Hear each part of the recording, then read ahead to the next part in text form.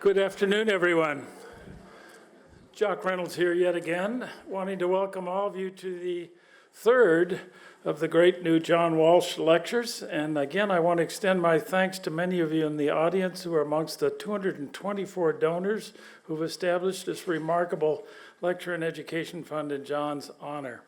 We have a wonderful speaker for you here today, and I'm going to introduce my friend and colleague Deborah Berke, the new Dean of the Yale School of Architecture, to introduce him, Paul Goldberger, in a few minutes. But I first wanted to just say what an absolute pleasure it is for those of us here at the Yale Art Gallery and those of us who are also partners with the Yale School of Art to have a new dean who is so friendly and supportive of artists. I think many of you know Deborah designed and renovated the Yale Jewish Community Center and added a whole new studio building for the Yale School of Art back when the huge Rick Levin-inspired renovation expansion of the Yale Arts area started. And I was lucky to come into it, but Deborah and Richard Benson were amongst the first builder architects of that era.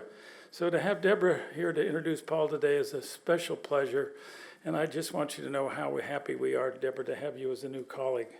I wanted to also mention we're going to have another distinguished women curator, Ann Temkin, here on April 20th. She's going to deliver a lecture, being now the curator of painting and sculpture, the principal curator at MoMA, on what inspired her as a student here, the teachers that inspired her, much as Paul will be talking about Vince Scully. She will talk about the teachers who inspired her at Yale and also the works in this collection that brought her into a life of art.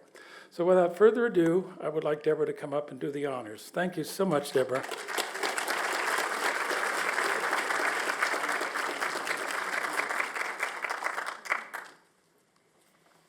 Thank you, Jock, and I think it says something about Yale that at 19 months and 9 days, one can still be called a new dean. I'm not counting. 20 years. So thank you, Jock, and hello to everyone here. This is one of my favorite rooms on campus, and it's in one of my favorite buildings on campus. And I am with, among all the rest of you, friends in the audience, two people who are both friends and individuals I admire enormously. That's you, Jock, and you, Paul. So it is wonderful to be here. Particularly as we are here to celebrate and learn more about the work of another great person of Yale, perhaps one of the greatest, that's Vincent Scully. Yale is often described as a place that produces senators, Supreme Court justices, and presidents. This is a truth and a remarkable legacy. I hope it's a truth that continues. But in my world, the comparatively smaller field of architecture, Yale also has a remarkable legacy, that of producing an unusually large number of architecture critics. These writers serve a crucial public role of interpreting and advocating for a better built environment. They help broaden the understanding of our field to the public, and they keep developers, cities, institutions, and God knows us architects ourselves on our toes at all times. Blair Kamin of the Chicago Tribune, Julie Jovine of the Wall Street Journal, Alexandra Lang of Curbed, and Christopher Hawthorne of the Los Angeles Times are just a few of the more prominent Yale-educated names that cover and critique the field of architecture. Vincent Scully most certainly had a lot to do with this, as Scully ignited an interest in architecture in so many minds by situating it in a broad and exciting cultural conversation across the ages and the disciplines.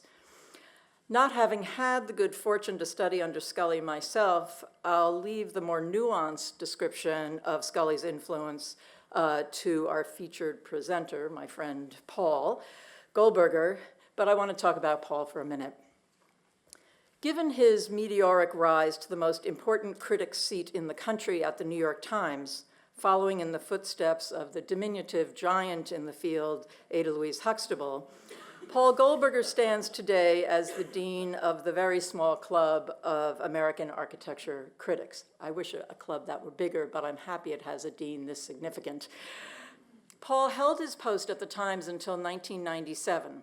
Along the way, in 1984, he won a Pulitzer Prize for distinguished criticism. Following his years at the Times, he served as architecture critic at The New Yorker, and he currently covers architecture and design as a contributing editor at Vanity Fair. Paul is the author of many actually, significant books, including Building Art, The Life and Work of Frank Gehry, published by Knopf in 2015, and Why Architecture Matters, published by Yale University Press in 2009, a book that I actually suggest to anyone, and there are plenty of anyones these days, who ask me, what should I read to understand architecture? I say, Goldberger, Why Architecture Matters, will tell you all you need to know. It's terrific, and I actually recommend it to you all. Are they selling any outside? No. We have a new back cover. Okay. In recognition of the significance of his writings, in 1997, Paul was named a Literary Lion, which is the New York Public Library's tribute to distinguished writers. And in 2012, he was awarded the Gold Medal of the National Institute of the Social Sciences. And appropriate for today's talk, that year he also received the Vincent Scully Prize, given by the National Building Museum in Washington, D.C. It is a prize that acknowledges exemplary practice, scholarship, or criticism in architecture, historic preservation, and urban design, and Paul was a most deserving recipient of the Vincent Scully Prize. In addition to his books and articles, he has also had an important career as an educator. He has taught here at Yale, at the University of California at Berkeley, and at Parsons, the New School of Design, where he holds the Joseph Urban Professor of Architecture and Urban Design, and actually served as dean there between 2004 and 2006. Titles and awards aside, Paul is the perfect person to talk to you all today about the work of Vincent Scully, not only because he knew and was inspired by him, but because in his own work, Paul captures some of the best attributes of Scully's teaching. Erudite, but always free of jargon, Paul makes architecture exciting, accessible, and important to the millions of readers that he reaches. In Architectural Record, Paul recently wrote of Scully, quote, "That was the key to his vast sphere of influence. He didn't speak only to architects, but to everyone." And the same could be said of you, Paul. It's a pleasure to welcome you to Yale.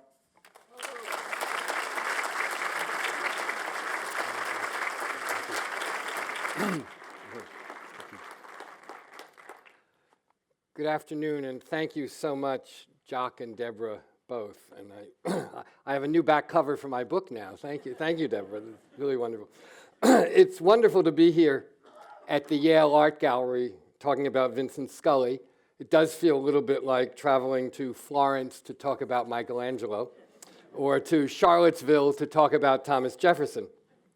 The connection between Vincent Scully and this room is particularly potent, of course, since so many of us remember his regular lectures here. But it does not end with these walls. It really extends across all of New Haven, since we can't truly separate Scully from this city where he was born, where he grew up, and lived almost all of his life. Even when we talk of his work in Greece that yielded the earth, the temple, and the gods, or his work in the American Southwest, the presence of New Haven is somehow always there, always shaping his thought, always framing the questions. I'll come back to New Haven and its impact on Scully in a moment.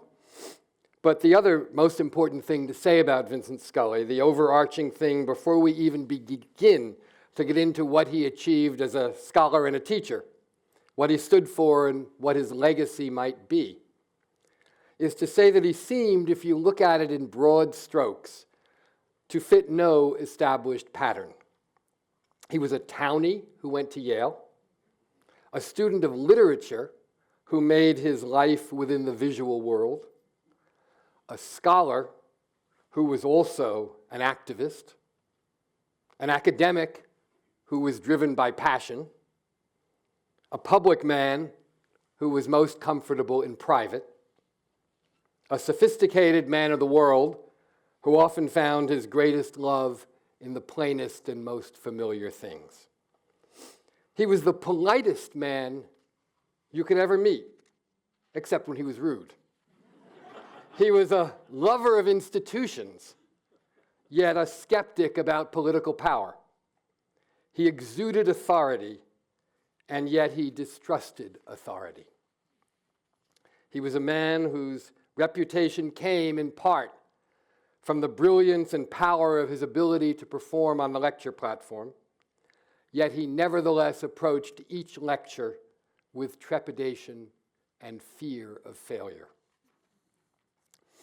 All of this adds up to what might seem on the surface to be a bundle of contradictions, and indeed it is. But it is only by looking at all of it and seeing all the elements of Scully, not as simple contradictions, but as more of, if I may say, indications of a complex and difficult whole, that we can begin to understand him.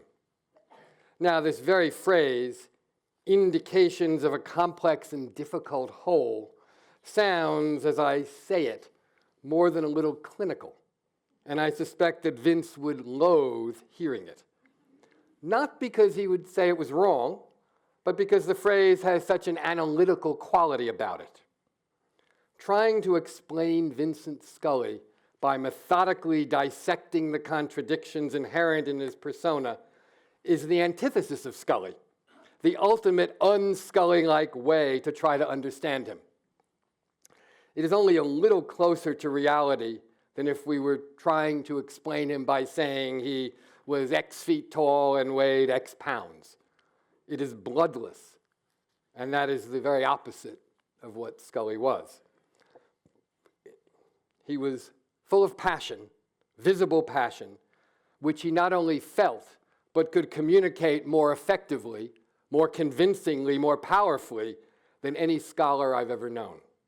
If anything characterized Vincent Scully, it was not his ability to feel passion, it was his ability to convey passion, to make his students feel what he was feeling. Or better still, to make them feel so engaged with what they were looking at that they would be inspired to find ways to feel these things on their own. Inspired by Vincent's passions for architecture and art, to begin to have passions of their own. And yet still it would be a terrible mistake to think of Vincent Scully, for all that we associate him with passion, as a historian driven primarily by emotion and instinct. That's been a criticism of him from some academic quarters throughout his career, the notion that it was emotion and not intellect that shaped his views.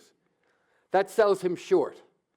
It denies him the brilliance of his eye, the sharpness of his judgment.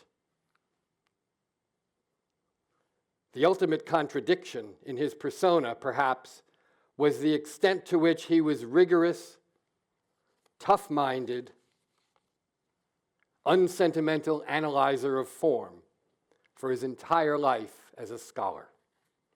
Even as he was also refusing to engage in what we might call form-based scholarship, even as he was saying that meaning was not to be found wholly in form itself, but in the relationship of form to social, cultural, political, and psychological realities, to the concerns that drive any humanist. And whatever else can be said about Vincent Scully, he was a humanist above all else. The architecture historian Michael Lewis observed in an elegant essay written after Scully's death that while Vince's heroes changed over time, from, and I quote, from Wright to Le Corbusier, to Louis Kahn, to Robert Venturi, and finally to Douani and Platter-Zyberk, what might seem at first glance to be unprincipled fickleness was in fact an expression of consistency on the part of Scully, who always identified himself with what he felt to represent the most humanist direction of architecture at any given moment. That, I think, is the truth about him that matters, that he was a humanist above all, and that if he seemed inconsistent, it was really a response to changing conditions in the world itself, conditions to which he was, throughout his life, exquisitely sensitive. Another way to say all this would be to say that for Scully, no work of art, No work of architecture ever existed outside of social and political and cultural context. And of course, these contexts change and shift constantly. It could not be otherwise. The world continually changes, and in Scully's view, it is the job of the art historian not to analyze the object in isolation from the world, but in connection to it. So as the world continued to change, Scully's view of what any single work of architecture was, or what the career of any particular architect meant, or exactly how one interpreted the mission of creating a humane and socially responsible architecture, inevitably read differently against a different context. Before we step back and talk a bit more chronologically and geographically, looking at Scully's life and work with particular attention to its connection to New Haven, let me make one final general observation, which also falls into this category of seeming contradictions. The point is this: Scully was a historian of the visual arts who was working just as much in the realm of language. An art historian who, for all the sharpness of his eye, was deeply interested in the English language and what it could do, what it could mean to connect to art. How, in other words, we could use the verbal to enlighten us about the visual. Now, of course, all art history is verbal. Every art historian uses words to describe images and make judgments about them and about their significance.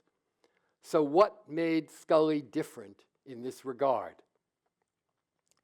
The more I look back at Scully's famous lectures, a handful of which, thankfully, have been preserved on film, and the more I look back at his writing, the more certain I am that the thing he really reveled in thinking about purely in terms of form wasn't architecture, it was language. He all but tells us this in that fine checkerboard film about him, in which, recalling his beginnings as a student of literature, says, "My culture was all the word. I majored in English."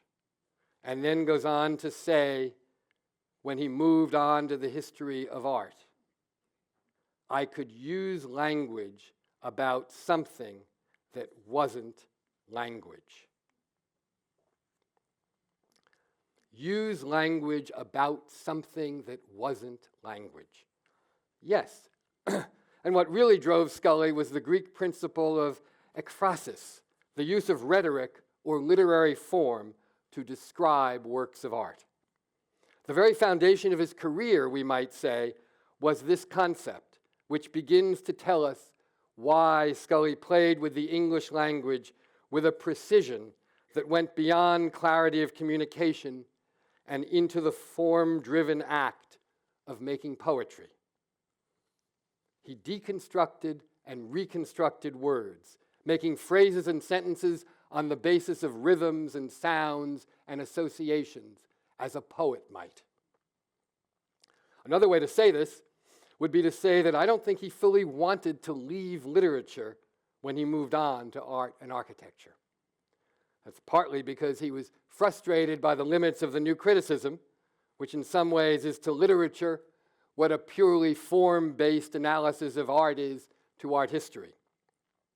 I think it's fair to presume that Scully experienced literature as more empathetic, as connected to feeling as much as form. And my sense, looking back at the whole of his career, is that he saw in art history and architecture an opportunity for his instinctively empathetic viewpoint to be expressed more freely than it could in the world of literary teaching and criticism. Now, he was, of course, driven by an obvious and deep love for architecture and art, and by the discovery that he responded to them and had plenty to say about them. It was hardly a random choice to move away from literature to art and architectural history. But part of the thought process for Scully, I suspect, was that architectural history was a discipline that would be more amenable to his way of seeing the world than literature had been.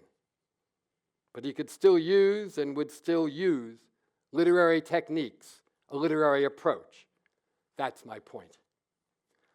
So when we talk about Scully and language, we're really observing that architecture became, in a very real way, his literary material. It was his literary source, because he saw in architecture the power of great literature, and he chose to treat it that way, as something that affects us deeply and powerfully, and at its best, also as something that can teach us important lessons about how to live. We read great novels, after all, to be excited, to be engaged, to be moved, and to learn about life. Scully had us look at architecture for the same reasons. It is not just eloquence that marked his prose, but the drive to assemble words in a way that went beyond direct communication and would use the power of language itself, putting together words and sentences in all their magnificence and might and subtlety and grace, to put visual images before us and help us not just to comprehend them, but to feel them deeply and to think about what they mean for our lives. He wanted to use the power of language to awaken in his students an understanding of the power of art. Maybe that's the best way to put it. That unlike most art historians for whom language is just a tool, language was something more to Vincent Scully. I would not go so far as to say it was an end in itself, but there are moments when it seems to come close to that, when the language takes on the poetic quality of words that are about the form of language as well as about their nominal subject. We all know that art is, whatever else, at least in part about the idea of art. By the same token, great and poetic language is about the idea and form of language, and about what it can do and what it can mean. And in the case of Scully, how using language with the power of poetry can make us understand and feel the power of art and the power of architecture. That is a great, even transcendent thing. I don't know any historian of architecture who has treated words as Scully did. There are many, many examples, but I'll give you just a couple of them. One that I find particularly moving is this passage from The Earth, the Temple, and the Gods, at the end of the chapter on the Parthenon, in which Scully writes, "There is only being and light. Time lies dead in the white and silver light of the outdoor room between the Parthenon and the Erechtheion.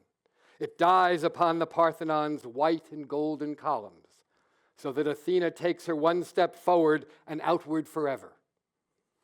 Gods and men alike are radiant in the light.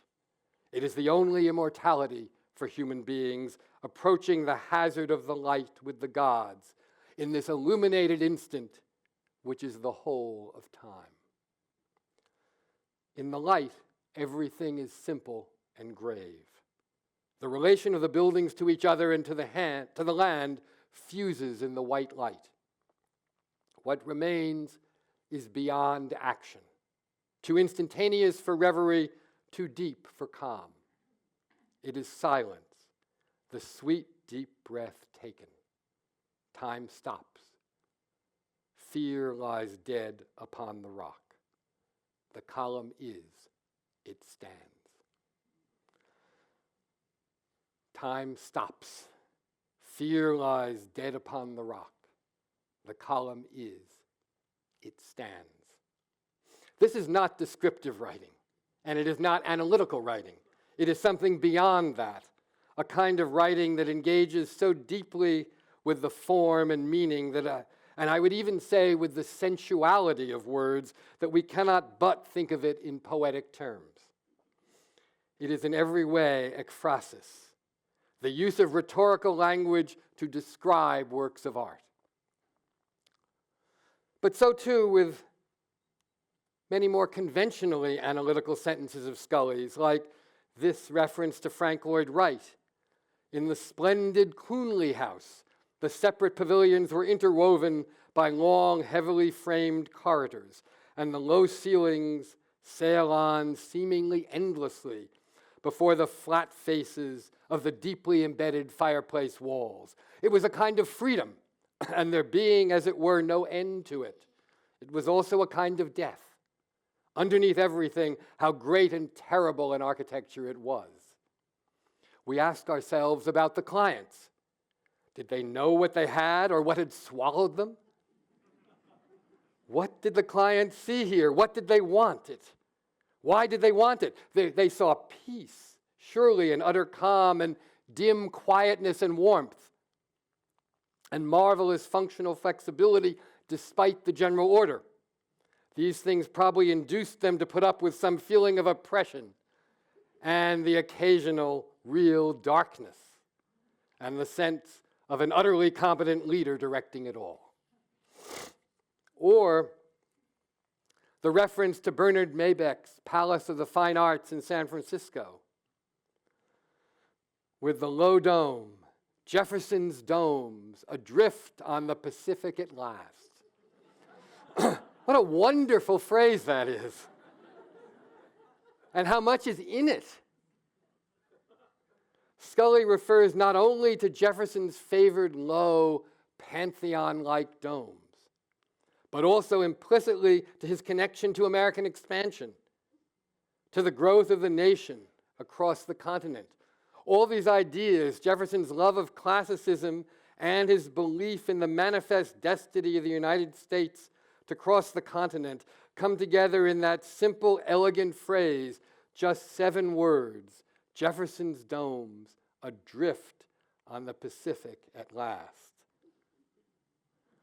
And while we're on the subject of Bernard Maybeck, Scully ends another essay by contrasting Maybeck to the crafty Frank Lloyd Wright and describing him as one of the great innocents in every age, always free. I read that phrase decades ago, and its simple but slightly quirky syntax still resonates with me.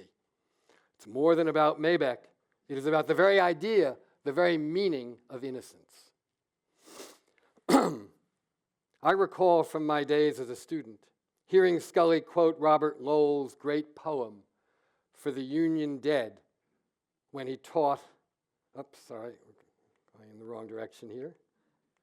There we go. When he taught about Augustus Saint-Gaudens' celebrated bas-relief of Robert Shaw's Civil War regiment in Boston Common. But I realized he wasn't just showing us how the sculptor had inspired this poem. He was showing us how Robert Lowell and so much other poetry had influenced him. That's what we're really seeing here. His own language was as fluent and as deeply in love with the form and sound and shape and meaning and juxtaposition of words as the poet's was. Scully wanted to be the poet of architecture, and that is what he became. And so, back to the beginning, to New Haven, and some biographical facts that probably most people in this room know. Scully was born in 1920, the only child of a middle-class couple in New Haven. His father, a Chevrolet salesman who became a local alderman. His mother, a housewife who had aspirations of singing opera. In the 1920s, New Haven was very much a city. Not a huge one, but a prosperous small city in the way that almost every small American city had a certain kind of provincial prosperity to it. A few things distinguished New Haven, however, and they would all leave their marks on Scully.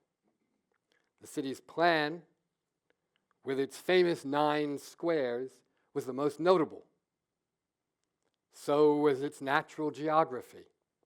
Set between East Rock and West Rock, unusual, huge rock outcroppings for a northeastern waterfront city. There was urban planning of the highest order, with public space at its heart. And there was that powerful and beautiful natural feature about which Scully would write, "It blazes at sunset like a butte bursting up from Arizona to dominate the Connecticut shore." So it was in this small, comprehensible city that was New Haven that Scully came first to think about themes that carried through all his work: the belief that architecture has a social purpose, the shaping of community that confers a meaning that goes beyond its purely formal qualities. As he would put it many years later in another context, what he valued most about architecture was its connection to the actions of human beings and the effect of physical forms upon their spirit. And it was the connection between East Rock and West Rock and the waterfront and the streets of New Haven that gave Scully his first sense of what he would consider the critical balance for architecture, the harmony between the natural and the man-made, something he so believed in that he would come to take that phrase, the natural and the man-made, as the title of one of his books. The third thing that distinguished New Haven, besides the 9 squares plan and the striking natural setting, of course, was Yale, the only place Scully studied after he graduated from Hill House High School. It is where he received all his degrees, where he taught for 6 decades, and became one of the most celebrated and influential faculty members of modern times. His final book, Yale and New Haven, Architecture and Urbanism, written with his wife, the architectural historian Catherine Lynn, with other contributions by Eric Vogt and by me, published in 2004, is nominally an analysis of the relationship nearly 3 centuries long between Yale and its city, an issue Scully had been reflecting on, it is fair to say, for his entire life. It's a book that analyzes the campus and the city and studies how architecture both reflected and influenced the city and the university's long and mutually dependent but also adversarial relationship. It's also in many ways the culmination of Scully's complex relationship to Yale, an attempt to pull together what New Haven and Yale had meant to him. Now, relationships between universities and the cities in which they sit have often been studied as political and economic. Scully's book was one of the few that looked at it purely in architectural and symbolic terms. University buildings, Scully wrote, should be among the city's most enduring.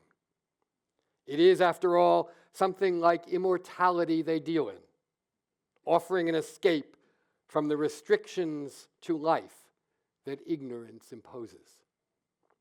This should be especially true of Yale in New Haven, God's city under the mountain, haven of exiles, heaven on earth for all mankind to see. We can see the direct influence, indeed the inspiration of New Haven also in such earlier works by Scully as American Architecture and Urbanism, originally published in 1969. This is a great book, perhaps the closest he ever came to transferring the experience of his lectures to the printed page. It was in this book that Scully, describing the relationship of Peter B. White's Street Hall, Swartwout's old Yale Art Gallery, Louis Kahn's new Yale Art Gallery, and Paul Rudolph's Art and Architecture building, sited beside one another along Chapel Street at the edge of the campus, offered one of his most famous and most resonant definitions of architecture, which he called, and I quote, a continuing dialogue between the generations which creates an environment developing across time. It is one of Scully's most quoted lines, and it is important to remember that it was inspired by what he saw in New Haven. Indeed, by what he saw just outside this door on these blocks of Chapel Street. It is no exaggeration to say that Scully had something of an 80-year-long lover's quarrel with Yale. He believed deeply in the university, and at the same time, it drove him crazy. Then again, he drove it crazy. He criticized the university's architectural decisions constantly in his lectures, and his relationships with the presidents he knew and liked best could probably all be described as consisting of stresses interrupted by periods of tranquility. That was true even of Whitney Griswold, who Scully encouraged to hire Louis Kahn to design the Yale Art Gallery in 1951, the first significant work of modern architecture at Yale, and the one Scully always felt was the best. Scully deeply admired Griswold for his commitment to building modern architecture at Yale.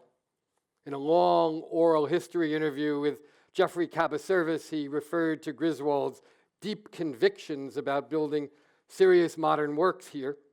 But he also, of course, thought highly of Kingman Brewster and Rick Levin, if in different ways. Many of the stresses involved Scully's fury over the loss of what he considered to be key buildings on the campus, like Sheffield and North Winchester Halls, which were torn down in 1967 to make way for Marcel Breuer's Beckton Hall, which Scully detested. He probably hated Beinecke Library even more. Just because of Bunshaft's design, not because of the loss of anything to make up for it, to make way for it, rather. I don't know that he ever came to terms with this building, as many of the rest of us who hated it for a long time eventually came to do. He did, however, make a peace with Eero Saarinen's Ingalls Rink, which he said, and I quote, was cited with no regard for its surroundings, had no place on a street, was in every way a shameless intrusion. On the other hand, and I'm still quoting, nobody could really perceive until later what a wonderful place it was in which to watch hockey. How it swooped with the puck and reverberated with speed and violence, and how, with too many people inside it, the better it became. Scully was more than a little impolitic in his constant criticism of the university over many of its architectural and preservation decisions, including allowing the Davies Mansion on Prospect Street to deteriorate almost to the point of collapse, though it was later beautifully restored as Betts House. And late in life, he fought Rick Levin over plan changes to the Yale Divinity School, and even over some of the college renovation plans. But he was more than the local architectural curmudgeon. He could also be remarkably perceptive, and as we've seen, subtle and willing to take in empirical evidence and shift his observations. A little bit more biography now, with apologies to those of you to whom these basic facts are familiar. Scully spent almost all of his academic career at Yale, retiring as Sterling Professor of the History of Art in 1991 and continuing to teach as an emeritus professor until 2009, when he was 89. While he also had a flourishing late career as an adjunct professor at the University of Miami, where for a decade he spent half of each year after stepping down from the Sterling chair at Yale. It is worth saying one more time that New Haven remained his home, his touchstone, as well as the place he looked to for lessons about urbanism almost to the end of his life. And as by now I suspect everyone here knows, he spent his last 6 years in Lynchburg, Virginia, the family home of his wife, Catherine Lynn, which is where he died on November 30th, 2017. Other than sabbaticals in Europe and the time he spent abroad as a Marine in World War II, his years in Lynchburg were the only time he did not reside in New Haven. If New Haven is not just a place in which Scully formed so many of his perceptions, but also a frame in which so much of his life played out, another theme of his life and work surely is a sense of constant engagement with the world. As I've said, as an art historian, he refused to accept a purely form-driven way of analyzing art and architecture. He saw everything within the context of its time and its place, and he was the model of the activist scholar.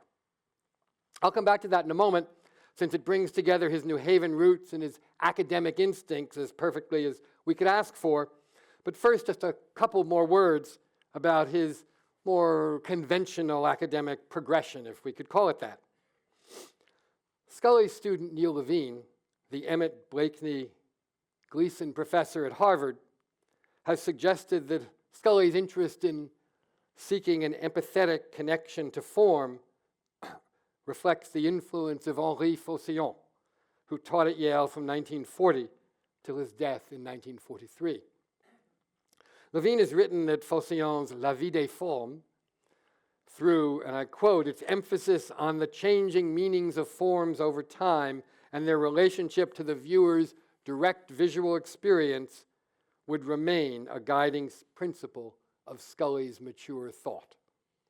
His early years as a graduate student at Yale, where he returned in 1946 after being in the Marines, exposed him to colleagues like George Kubler and Carol Meeks. And also Levine has written to the writings of Siegfried Gideon, Henry Russell Hitchcock, D.H. Lawrence, Le Corbusier, and Frank Lloyd Wright. He received his PhD in 1949, completing his work in only 3.5 years, and writing a dissertation that would eventually become one of his most influential books, The Shingle Style, published in 1955. A remarkable work that more or less single-handedly transformed perceptions of late 19th century domestic architecture in the United States, rendering what had been thought of as being a vernacular only marginally meaningful to architectural history into a body of work of deep and lasting significance. In 1947, while still a student, Scully would make a brief foray into architectural design himself, taking a course in the architecture department and eventually designing a small suburban house for himself and his first wife, Nancy Keith, who he married in 1942. The design followed a pilgrimage the Scullys took to meet Frank Lloyd Wright, who was his first architectural hero, at Taliesin, where, with a glorious sense of hubris, or perhaps innocence, they asked the great man to take on the commission himself. Wright actually did produce a house for the Scullys. It did not meet their budget of $20,000. And so Scully decided to design a simplified version of it himself, which Neil Levine would later describe as a woodsy, part Johnson, part Breuer international style box.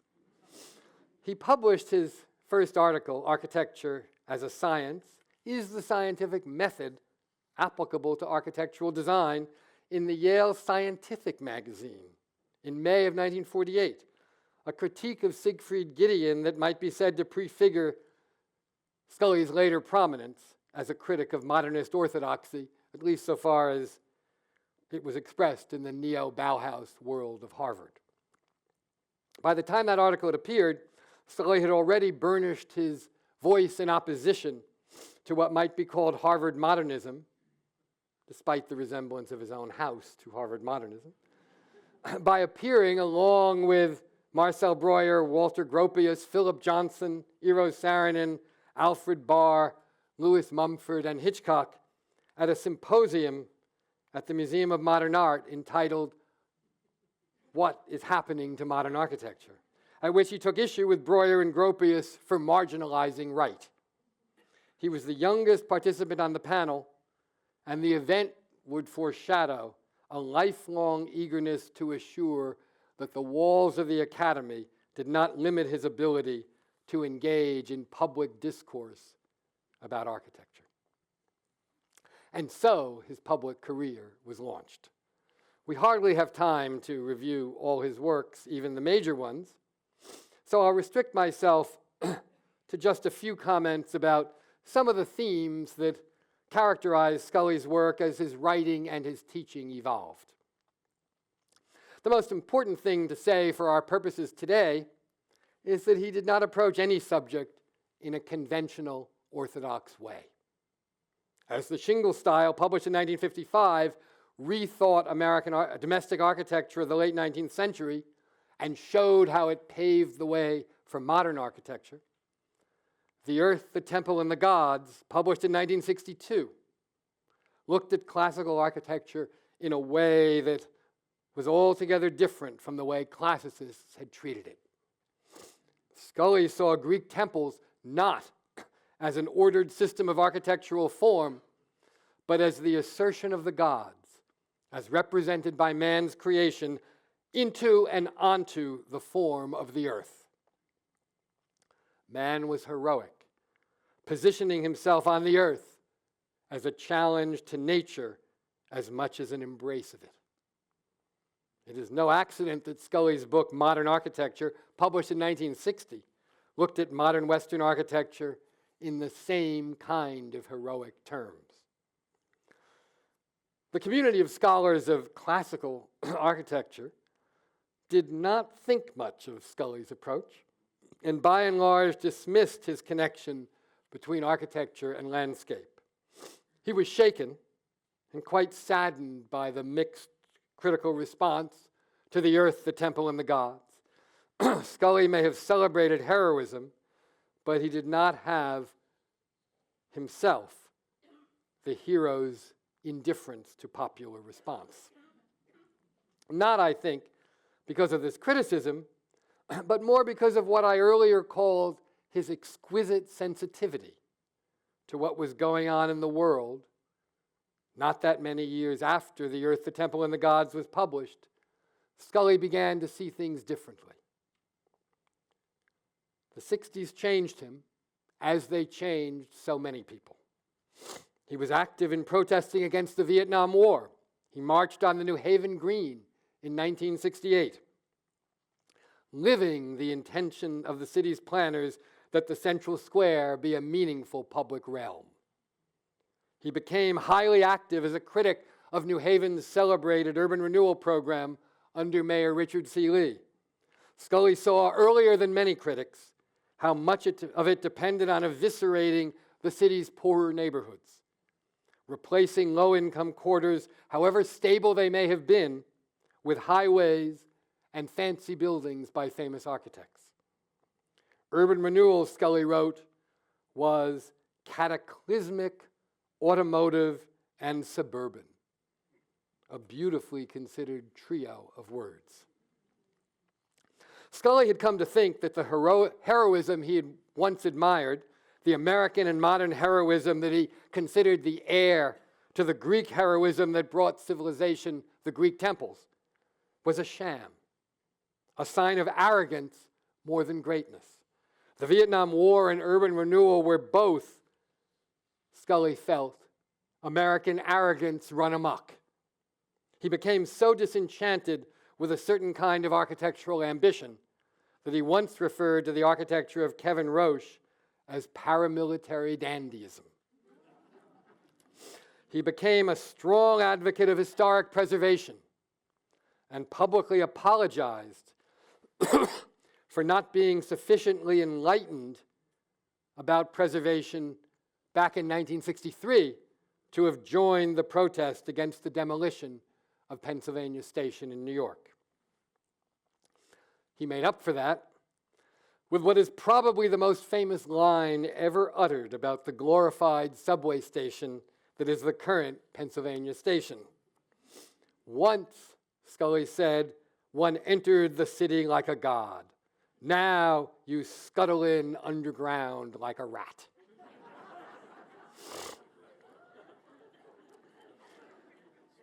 By 1974, Scully had published a new edition of Modern Architecture with an added chapter subtitled The Age of Irony, which supplemented quotes from Camus with quotations from Shelley and Wallace Stevens. Students in his lecture courses in the 1960s and 1970s, of whom I was one, recall Scully telling them with a candor they did not expect to find from an eminent professor, how he'd changed his mind about many of the things that he had most believed early in his career, most particularly the notion that modern architects could boldly remake the world. He was always enough of an urbanist to have viewed the ville radieuse with skepticism, if not outright disdain, but he came to view Le Corbusier's buildings increasingly in terms of how well they worked into an urban fabric, rather than in terms of their sculptural power. He placed on his lecture screen an image of Le Corbusier's High Court at Chandigarh when it was new, and then a later one showing its pillars painted in bold colors. In an earlier time, Scully might have suggested that the paint was a defacement, but by the 1970s, he proclaimed his willingness to see it more as an attempt to humanize the buildings. The evolution in Scully's thinking is in many ways expressed by the contrast between the earth, the temple, and the gods, and one of the books that followed it, Pueblo, Mountain, Village, Dance, published in 1975. Both books share a view of architecture not as pure form, but as object inseparable from the landscape. The difference was that Greek temples, for Scully, boldly confronted the earth. Pueblos, by contrast, accommodated to it. The temple was assertive and freestanding, the Pueblo, gentle and connected. If classical scholars had not been enthusiastic about Scully's new way of seeing the Greek temple, and it was indeed a new way, when he turned his attention to the American Southwest, he was able both to enter territory little explored by previous architecture historians, and also to find a parallel to his wish to turn modern architecture away from heroism and toward accommodation. It's important to say one more word about the book that came in between The Earth, the Temple, and the Gods and Pueblo, Mountain, Village, Dance, and that is American Architecture and Urbanism of 1969. It is in many ways the work most characteristic of Scully's impassioned and socially engaged approach to architectural history. It was surely the one that most closely replicated the famous experience of the Yale lectures with their cavalcade of images, rapid-fire associations, and comparisons between architecture and painting, architecture and poetry, and works of high and vernacular architecture. As I've said, Scully was deeply engaged by the urban crisis of the 1960s, and he wanted to use the tools of the architectural historian to offer a sweeping vision of the United States as a nation whose love of movement and open space had left it in deep conflict about its cities. Scully wrote in another of his characteristic phrases, "At once a call to action and a reverie. We can hardly flee our neighbors along the high road forever. Crazy the image and dear to us, and if we are fortunate, we shall make more of it in the future, farther out and wilder. But it cannot be all. Its pursuit is of emptiness, and we must stand up now to urban life with our fellows in our feared and hated cities, though the smell of the morning break the heart on the high plains." Scully loved the open road. He loved automobiles, and he loved small towns and villages as much, if not more, than great cities. Not the least of the reasons those sentences from American Architecture and Urbanism are so indicative, beyond the fact that they demonstrate the commitment to social responsibility that wove through almost all of his writing, is that they stop short of sermonizing to acknowledge the visual pleasures that can be found amid sprawl on the Strip. Scully was always more inclined to romanticize than to scold. And that remained true as he underwent the shift of his thinking in the mid-1960s that we've been talking about, putting aside his belief in the heroic possibilities of modernism in favor of the view that there were important things to be learned from the architectural vernacular in general, and the commercial vernacular in particular.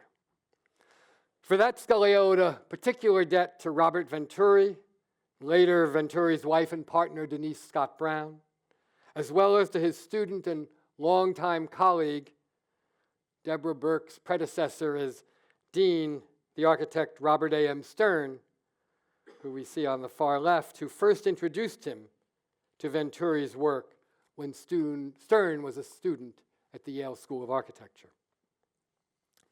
Scully would come to write the introduction to Venturi's Complexity and Contradiction in Architecture, in which he would assert that the book, published in 1966, was the most important writing on the making of architecture since Le Corbusier's Vers une architecture of 1923.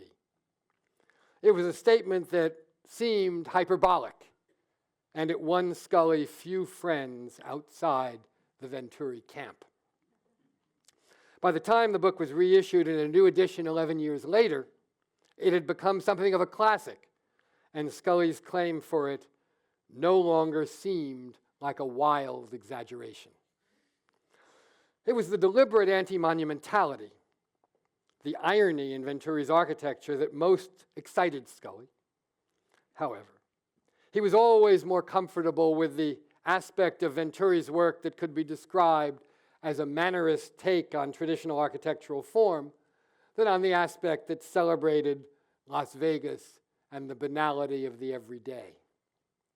To him, the notion of an architect eschewing monumentality was exactly what American culture needed in the mid-1960s as an antidote to what he viewed as the militarism and overbearing displays of American power of the Vietnam War.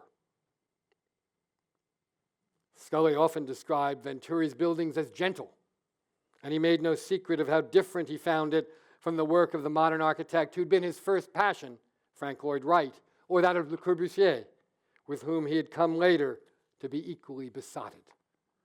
In the years before he discovered Venturi, he had romanticized these and other heroic modern figures as representing a kind of existential power, seeing in their forms the embodiment of decisive human action.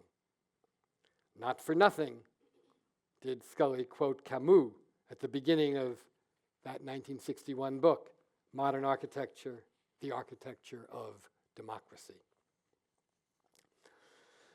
If Scully's disenchantment with the idea of modern architects as heroic figures led him to embrace Robert Venturi in the 1960s, we should fill in an important gap in this chronology by going backwards in time for just a moment to say that he contributed no less to the rise of another important figure, Louis Kahn,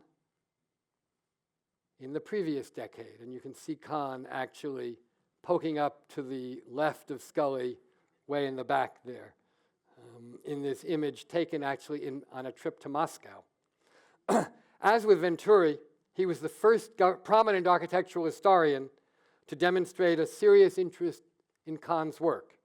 And his monograph in George Braziller's series on contemporary architects, Louis I. Kahn, published in 1962, was the first book on Kahn, who Scully saw as representing something different among the heroic modernists whose work had so excited him.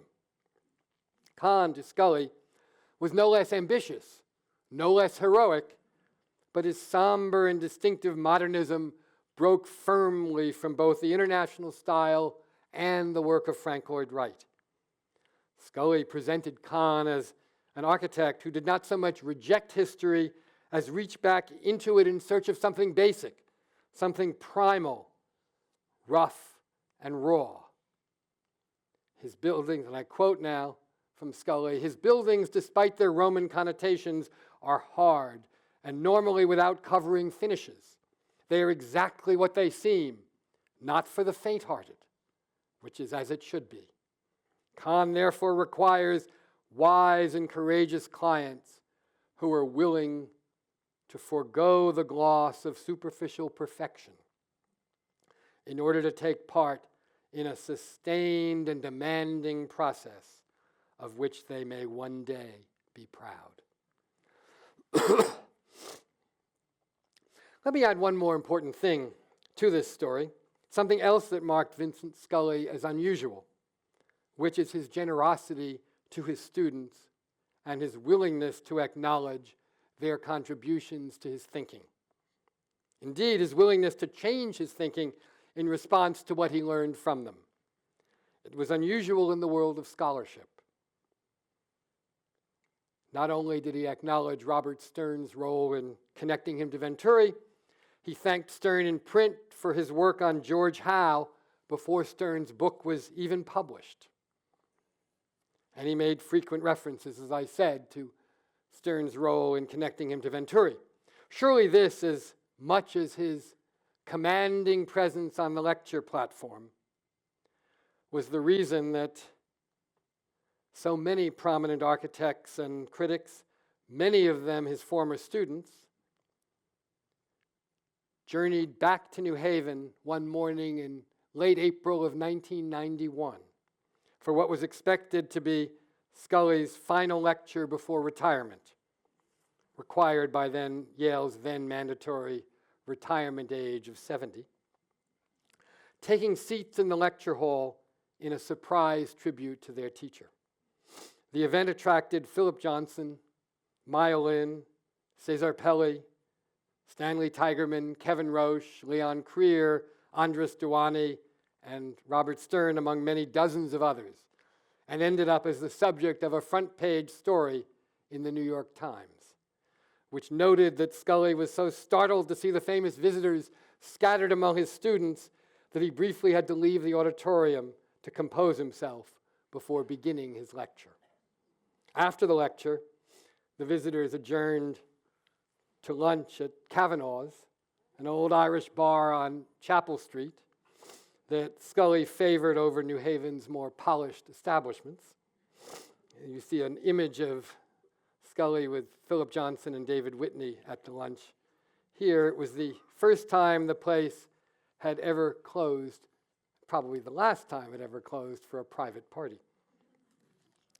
It is worth saying here that if the circle of students, closest to Scully was made up of architects, art historians, and critics, his influence extended far beyond people professionally connected to architecture. As a teacher of one of the most popular courses at Yale for more than 60 years, he reached countless students who became lawyers, bankers, teachers, and doctors, and ignited in many a lifelong interest in architecture. He may well have created more sympathetic and engaged architecture clients than anyone else ever has. But no list of Scully's students would be complete without Andres Duany and Elizabeth Platter-Zyberk, whose impact on him may have been the most notable of all. Like Stern, they were not Yale undergraduates. They encountered Scully when they arrived at Yale as graduate architecture students in the mid-1970s, as Scully was completing his rethinking of what constituted a contemporary humanist architecture.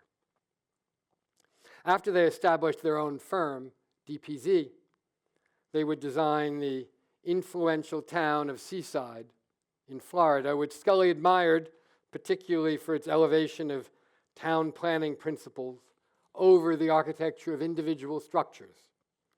And they would go on to found the new urbanism movement.